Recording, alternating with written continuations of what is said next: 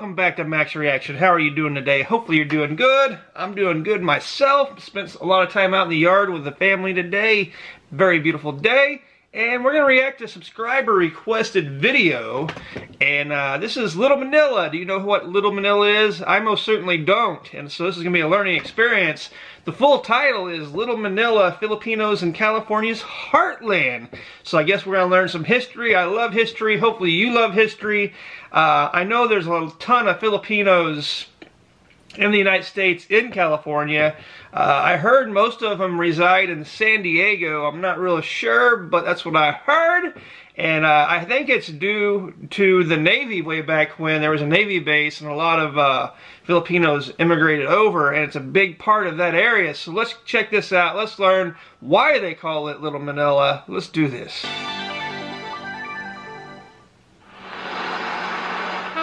Few people know that when they take the Crosstown Freeway through Stockton, California, they're passing through the remnants of a once bustling community.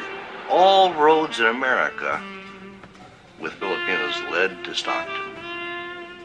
It was home to the largest Filipino population outside of the Philippines, a neighborhood whose little-known history was integral to the development of Central California. Filipinos owned garages, cafes, restaurants, everything. Laundries. There were so many businesses that you, as a Filipino, could frequent because they had the things that you needed. That's awesome. Like many immigrants before them, Filipinos faced back-breaking work, low wages, and at times, extreme racism. Hate the racism. Yet they still referred to Stockton as El Dorado, or the City of Gold, and sought this place to fulfill their dreams. It's cool that, you know, a lot migrated over and then they built their own home, and it's, you know, like they said, it's vital to Central California, and California is our most populated state nowadays, so deep history that means a lot. Little Manila.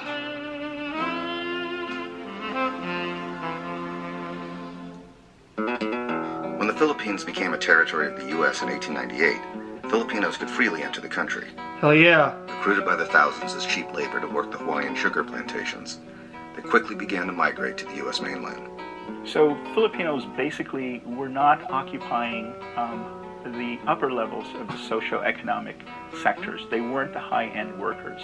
They were agricultural workers, domestic service workers, which is what the economy needed at that time. Following I hate to hear that they were, you know, domestic workers, but hopefully it was an improved situation. I hope the situation, you know, improved.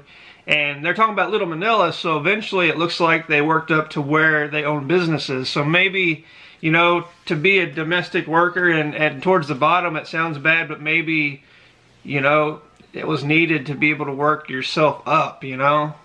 During the seasons, they traveled up and down the West Coast, harvesting crops from California to Washington, and working at fishing canneries in Alaska during the winter season.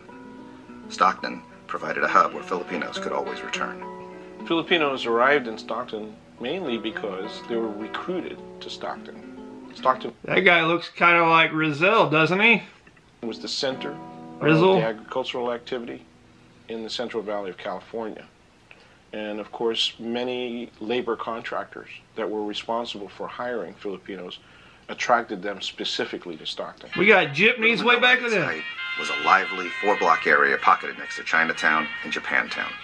To some Stocktonians, this area south of Main Street was the notorious Skid Row. For Filipinos, however, it was the closest thing they had to a hometown. From the late 19th century on, it was known as the Oriental Quarter. And this is where Chinatown was. And as Japanese immigrants start coming to the Central Valley and to Stockton, they established Nihonmachi nearby. And this is anywhere from a 6 to 10 block area south of Main Street. And when Filipinos come to the United States, they find that the only places that will welcome them are the people of the Oriental Quarter. It's an extremely diverse neighborhood. From the outside, though, most white Stocktonians kind of just generalize the area as Chinatown. My dad came from Lubbock, Bohol, in the Philippines. Been there. People told him to go to California, to a place called Stockton, because there was a lot of Filipinos there. So I just gotta make a side note. He is a handsome mom and dad. Handsome dad, pogie dad, maganda mama. came down by train, and they brought us up to the Lincoln Hotel, and I looked out the window on the main street, and I could see so many Filipinos in my life. From Main Street to Lafayette Street, Heck you yeah. can see and smell all kinds of food in that town. Balut. Filipino, Chinese, Japanese. They were making biko there. Lafayette and El Dorado Street becomes this crossroads of not just the Filipino community in Stockton, but in a sense the Filipino community on the West Coast. Sounds like a special If you were place. looking for your cousin and you just recently arrived, you would come to El Dorado Street because you knew there were thousands of Filipinos, especially during asparagus season, lining the streets. In Stockton, Filipino workers in particular became synonymous with asparagus cutting, considered one of the toughest crops to harvest. I'll be honest, I don't really like asparagus, but I do know it's really good for you, so maybe I should start liking it, or try to like it. The hardest work that I ever done was the asparagus. You had to get the asparagus out of the field because during the hot days, that sun will soak up the liquid in the grass, asparagus. We called grass in those days. And if you got it to the wash house dry, it's because they weigh it. See, you get paid by the weight. And they want to make sure you got that grass into the wash house. Right, right. If it was late, the guy's going to get mad because you didn't pick it up right away. When working in the grass, that wind was just blowing out in that peat dust. You could see the hand in front of your face. I wore 2 pairs of pants, 3 shirts, a bandana over my head, and a scarf and goggles. It's a good thing that, you know, Filipinos are used to heat, because wearing all those clothes, I personally don't think I could do that. That's some back-breaking work. But I suppose I could do it if it meant feeding my family and making a better life for my family. I could struggle through it and do it like they did. But a lot of respect, man. A lot of respect. Yeah, goggles. And you had to tie your shoestrings around your shoes because the peat dirt gets up into your pants leg. You're going to itch like crazy when you sweat. After we finished working in the fields and get into the bunkhouse, you had to sweep down the bunkhouse so you get all that dust out of there. Wow. That was miserable. Sounds like There are it. very racist arguments that farmers make, saying that Filipinos do this work because they're shorter and therefore closer to the ground. But I'd like to think, the ways that work crews were organized in terms of hometowns, in terms of provinces, and the relationships that these men had with each other and Right. the obligations that they had with each other really contributed to the efficiency of their work and their reputation for being extremely skilled workers. For Looking picking out. 100 pounds of asparagus a day, Filipino workers received just 90 cents, 90 less than cents. half the amount paid to their white counterparts. That's terrible. This hard-earned cash was That is- often sent to waiting parents and family members back in the Philippines. That is. When you're getting paid half of what everybody else is getting paid, that is racism, and I really hate to see that. It's so terrible. Filipinos and Filipinas come to the United States with the intent of bringing their family out of poverty. And their American colonial teachers tell them that they're going to come to the United States, that this is such a land of opportunity, that they're going to pick gold up off of the streets. And the irony is that the Little Manila is centered around El Dorado Street. They'll return in a few months as these extremely wealthy men who are coming back to save their families and bring their provinces and their barrios out of poverty. And that doesn't necessarily happen. Wrong, guys. The early groups of Filipinos who arrived in Stockton were mostly young single bachelors, eager to liven up Little Manila and ready to show some style. But who were these guys who arrived in America? And this is not my imagination. They arrived, you would think they were movie stars. Well They dressed. dressed, the way they smiled, Right. their mustaches. It's just a common trait of Filipinos smiling. That's everywhere I go, Filipinos are smiling when I'm in the Philippines. They really prided themselves in the way they looked, and that was combing their hair, making that Looking good. straight line down the center or the side of their scalp, Guapo. just so they would look dashing. Guapo. Filipino men dressed, whether they were from Chicago, New York, Seattle, they all dressed the way they dressed in Stockton. They all were flashy. They wore suits that were just unbelievable. Nothing wrong with They that. would never go into a store and buy a $20 suit and hit the streets. These guys came out looking like movie actors, and yet they were common laborers working in the agricultural industry. Pinoys, as Filipinos are sometimes called, Looking sought good. out the American dream in new cars, gambling dens, and dance hall girls. Stay away from the We gambling also have dens. stories where Filipinos, with the best intentions of saving money, end up losing all the money in the gambling halls or in the taxi dance halls or, you know, on clothes and on cars. And one of the things you have to remember is that when these young men and women are coming to the United States, they're in their late teens. They're in their early 20s. This is the first money they're ever earning in their entire lives. It's And a trap, you know. You're young, you got money that you didn't have. You want to go out and have a good time. Like, that's just a young-minded, a little bit less mature, you know, person. this is also, you know, the birth of the consumer culture in the United States. Right. My father opened the Zao Social Club. Now they had Cool. some place to go. It was some kind of entertainment for them. Wow. And my dad got girls from San Francisco, Los Angeles, Sacramento. About 20, 25 girls working there. But they're all Caucasian girls. These Pinoys, you know, they're all young guys from the islands. They had never danced with a Caucasian woman. It was something for them. That's funny. It's kind of opposite, you know. Now you get foreign guys going, wanting to meet Filipino women, and then during this time, it's Filipino men meeting Caucasian women. It's like a parallel universe right there. And they come in that dance all dressed up like peacocks. Taxi dance, you know. Dressed like a Grab one billionaire. girl, go from one to another, just like taxi cabs. And then here in Stockton, we call them dime jigs. Dime jigs. Dime jig girls. 10 cents to dance. The jig was the dance. They loved to dance.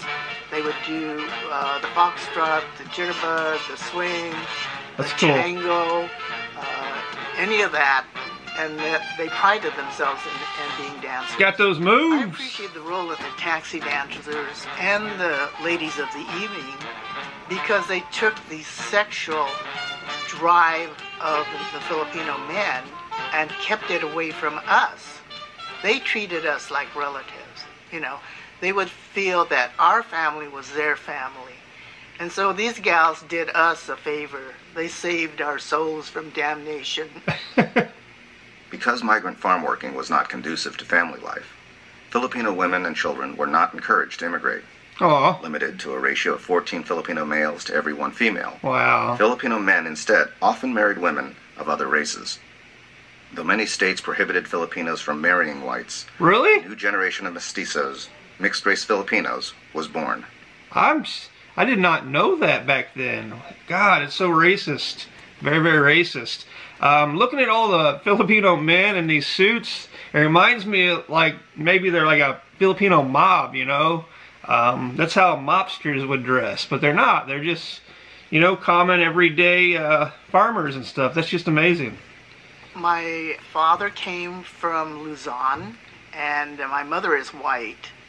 So they were not able to get married in Arizona because in 1931, Arizona had an anti-miscegenation law. That's sad. My mother and father had to go to Lordsburg, New Mexico to get married because they allowed Filipinos to marry whites. Thank you, On my Mexico. mom's side, it's black and Irish and Native American. And on my father's side, he's Ilocano from the Philippines. When I stop and think about it, our family reunions and different family gatherings, it's every color of the rainbow. Whites in Stockton are absolutely shocked and angered that Filipinos would dare date white women.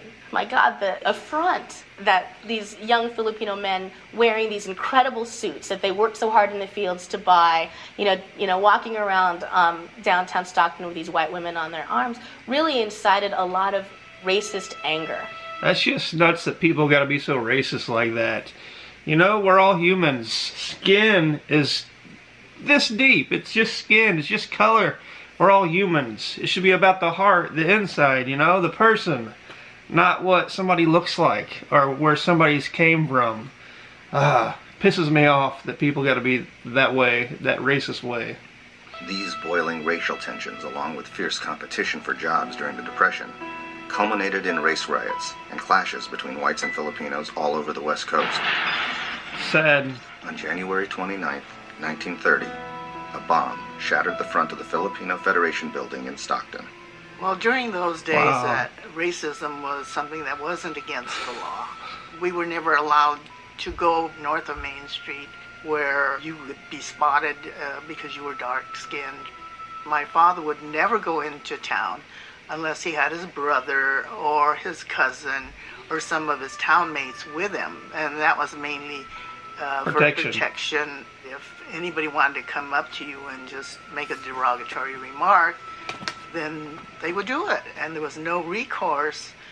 It would only make things worse. Back in the That's late sad. 30s and early 40s, yeah, there was feeling of discrimination back then. You know, because I remember one time I'm glad it's changed. This guy, Johnny Mercado, and I, we went to some hotel, and right there on the steps, no Filipino allowed. That, I was shocked to see that. That really amazed It hurts. me. Hurts. But it just didn't dawn on me at that time of being discrimination. Just, well, they don't want us, don't want us, so we took off. But later on, you know, you found out that you couldn't go on the other side of Main Street, or you couldn't own property. In the Fox Theater, which is the main theater in Stockton, we were not allowed, Filipinos were not allowed to sit in the center part of the movie theater. They were relegated to the side aisles against the walls. And that went on through probably the 40s and maybe even the 50s. To understand racism and to understand the ways that Filipinos were treated, you have to really understand racism and the constructions of race and race relations in the United States at the turn of the century. Filipinos are, in a sense, the only Asian immigrants entering at this time in which the United States has essentially said we are closing our doors to anybody who does not fit this racial stock that we imagine that Americans should be made up That of, pisses which me is off. white, Anglo-Saxon, Protestant racial stock. And so Filipinos are also coming into an area that is populated by people who had migrated from the Midwest and the South and brought with them to California their ideas of racial superiority, rigid segregation. And so Stockton is an extremely segregated city. Terrible people. Why do they feel that they can wear these suits and drive these cars and date anybody they want to? Why? Because they're freaking human beings. That's why. They're people. They're same as me, same as anybody. That's why they think that. And that's what they should be able to do. That's what their American teachers tell them in the Philippines. It's important to remember that they grow up in an American colonial culture. And they come to the United States in part because of the extreme poverty that capitalism and American colonialism brings. That's for sure. But they also come to the United States because of the movies that they see. Because of the stories that they hear. Because of the teachers who tell them that America is this land of opportunity. They don't tell them about racism in the United States. They don't tell them that they're not allowed to go certain places, that they're not going to be able to become citizens. Wow. In 1934, tell the people. Motivated by anti-Filipino sentiments, Congress passed the Tidings-McDuffie Act, which later granted independence to the Philippines, but restricted immigration of Filipinos to America to just 50 per year. 1934 Tidings-McDuffie Act changed the status of Filipinos from nationals, which was this kind of in-between status as colonial subjects, to aliens. 1 year later, Congress attempted to deport Filipinos from the U.S. with the Repatriation Act, a one-way ticket back to the Philippines. How can you deport these precious little cute children and their parents? Look at them. Come on. If they wanted an American dream, they came to America. Let them have their dream. They're hard workers. They're good people. Let it be. Let it be. We need more good people. Many of these Filipinos to go back home on this one-way ticket and to have to promise to never come back That's sad. was really seen as a slap in the face from the American government. And so Filipinos knew what was happening. They knew that Congress was essentially trying to stop Filipino immigrants from coming into the United States. And then with the Repatriation Act, they saw that Filipinos are essentially being told to get out. Pisses and me off. becomes a rallying point for Filipinos to come around.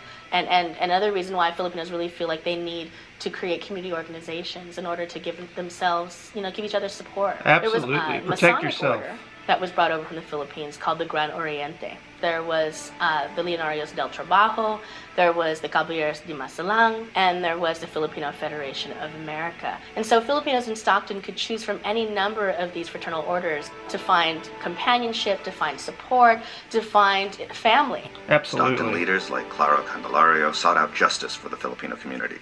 He spoke against racism, the gambling halls, and other businesses taking advantage of Filipinos, as well as the unfair labor practices against farm workers. What a hero. What a I hero. think really and truly, my dad felt that there has to be something better from the Filipinos also.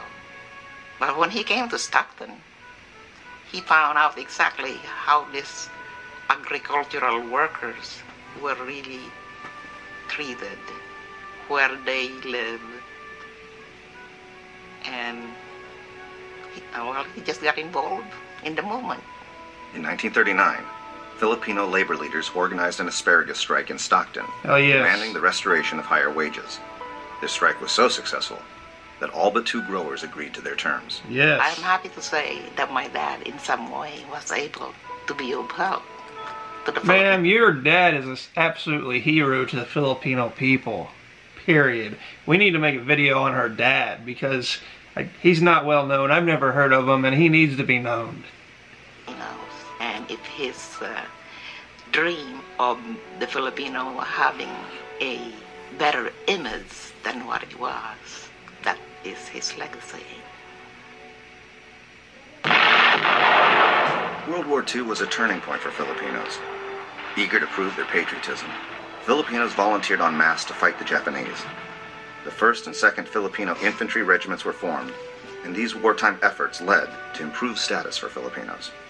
My grandfather, Delfin Buhulano, volunteered, and he was in the 1st Filipino Infantry Regiment, and he was involved in that mass naturalization ceremony that you often Cool. see pictures of thousands of, Cool. Filipinos kind of lined up taking their citizenship oath. And I with like that. citizenship, now you can buy land, now you can vote. Yes. This is an incredible change for Filipinos. After World War II, the Filipino community, like the rest of the nation, flourished and took new shape. A larger number of Filipinos start coming in because they are war brides. Men who fought overseas in the 1st and 2nd Filipino Infantry Regiments, when they go back to the Philippines, there's an opportunity for them to meet and marry young Pinays. Yes. Young families, Beautiful, better beautiful financial women. possibilities, and a new identity as American citizens all created a sense of community and belonging that hadn't existed before. Little Manila was no longer a bachelor society. It became a gathering place for Filipino families. Families. The sports that the Filipinos had back in those days, so we decided to get our own team up. And so each town would get their own basketball team. Livingston, Sacramento, Vallejo, San Francisco, LA. We get Filipinos are together and have a tournament.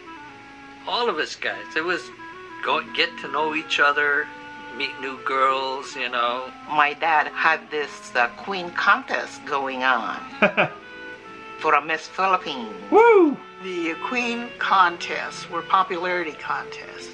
You had to sell votes, and they were $1 a piece. Sell votes? Fraternal organizations would use this as a fundraiser.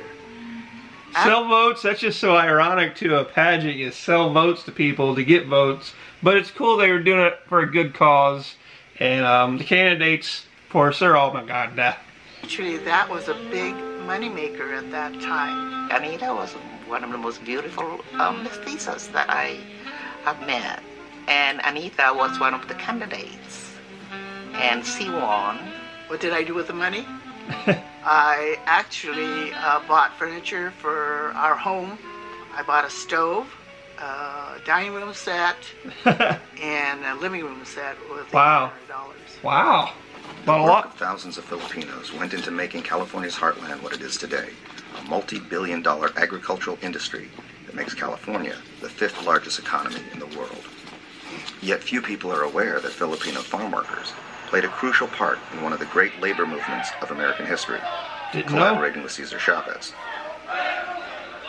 The conditions in the fields were amazing what these guys put up with. A gentleman by the name of Larry Itliong was in Stockton, and he was part of a labor movement to get Filipinos involved in this whole issue of unfair labor in the fields. We have 1965 where people think that, wow, United Farm Workers, Chicanos started this movement, but actually it was the Filipinos. Filipinos! That dragged the Mexicans into the labor movement. Yes! Filipinos from Sacramento, Stockton, the Central Valley are basically following the crop rotation. They're down in the Coachella Valley. They're shaping California, baby. And so the workers were kind of upset already about what's happening, considering that they came from Coachella and they were getting $1.40 there. And here in Delano, it was $1.10. Filipinos go out on strike. Big problem. The Mexicans are going to become the strike breakers. So Itliong then goes up to Chavez and says, look, we need your support. Yes. And Chavez says, no, I can't give you my support. Itliong says, why not? He says, Chavez says, I'm not ready. Well, wait 2 or 3 more years. And Itliong says, no, we go on strike now, and you join us, or when you go out and strike in 1968, we're going to break your strike. Woo! Larry Itliong joined his group of Filipinos with Cesar Chavez's group of Chicanos, and together they created the United Farm Workers, the most successful farm labor union known today. Awesome. I did not know that. It's a big association. By the 1960s, the Filipino community in Stockton began to move away from the downtown area. City officials started to clear out the ethnic neighborhoods for urban redevelopment. Oh. Oh. No, all that history. A few years later, the crosstown freeway construction destroyed most of Little Manila. Oh. The freeway construction No. demolition started in 1967. And then when federal money for freeway construction dried up in the 1970s, it became a freeway to nowhere. And so it was this monument to the ways that people of color in Stockton had been kind of really pushed aside in the favor of freeway construction and urban redevelopment. It is a monument. Right down here was a store. Right here was a garage where a lot of the guys used to hang out in the 50s, used to make their hot rods. Right down here I wish it was still existed. Mrs. Segundo Reyes' beauty shop. That's where it's at. The memories are fading away. Little Manila was devastated. I mean, they cleared almost everything but the Mariposa Hotel and the Rizal Social Club. And Rizal. It was once the AFL-CIO Union Hall, which is now the Emerald Restaurant. Dr. Rizal. I couldn't believe what happened. It's a shame, man. The History. Manongs, the older Filipino men, and others who resided in the hotels of Little Manila were relocated by the city. Some stayed here that they call it the Gohoy Lodge. They had their own clubs, the Masalang, the Legionarios, the Iloilo Circle. That's sad. The last few remnants of this important community are barely apparent, but its significance lives on. Filipino organizations are fighting to preserve the remaining buildings, Yes, now please. deemed an endangered historical site. It's worth saving. It's worth protecting. What you are standing in front of is the Filipino Plaza. The Filipino Plaza was dedicated in 1972, and a group of Filipino activists and people in Filipino organizations in Stockton realized Very that good. thousands of Manongs, thousands of old-timers were losing their homes because of redevelopment. And so these Filipinos got together, they called themselves the... I'm clapping that it's saved. I'm not clapping of the horrible story she's telling about Filipinos getting kicked out. I just want to clarify that. I'm glad that they're telling people the history so the memory can carry on. Associated Filipino Organizations, and this is the nation's first Filipino-American planned and inspired affordable housing project in the nation. My feelings of preserving Little Manila are real strong. Yes. It represents a part of history that will forever be a part of California. Do you want to bring your grandchildren and point to an empty lot and say, this was where this important strike was planned? Or point to a dilapidated building that is about to be torn down and say, this was where this organization met? Because what does that say about how we value our history? that if we allow our historic places to become parking lots and to become empty lots, you know, what does that say about what we think about ourselves as Filipino Americans, and how much we value our long history in the United States? California's history is so entrenched in the things that happen in the Little Manila area. I seriously feel I'm standing on Manong's shoulders. Whether they're the child of an immigrant who came in the 1980s, or they're the great-grandchild of a Filipino couple who came in the 1920s, it's my hope that when students leave the tour, they have this connection to Stockton. And Absolutely. to really think about the struggle of Filipinos to survive. On the count of 3. 1, 2. So many stories to be told. To preserve these buildings and to preserve this history, that's our utang na loob, that's our debt to them for what they've done same for place. us.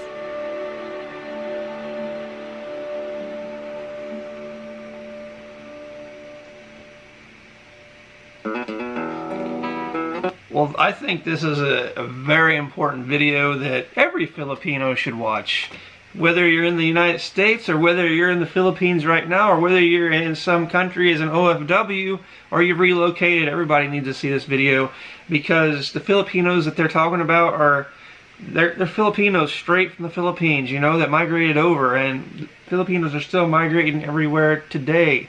And it's just important to remember the past, remember the struggles, remember the stories, remember the sights, remember the people, remember the families that were touched by all of this, because it's something that needs to be remembered. It's something that you can carry on, and it can build your character if you really pay attention to it, you really do your research on it, and you really think about it. You know, it runs through the blood of the Filipinos. It's the same blood in these men that runs through the veins today, you know. So I think it's just vital, you know, and it's a wonderful piece of history. It has dark stuff to it. It has some happy stuff to it, but that's life. Life is happy. Life is a struggle sometimes. Life, we go through things that we probably shouldn't, but it's something that we need to carry on. So very cool video. Thank you for recommending it to me. What do you think? Comment down below, let me know. But for now, I'll see you next time. Peace, love, happiness, spread it. Don't forget to subscribe. Don't forget to share the video. Don't forget to like, and I'll catch you tomorrow.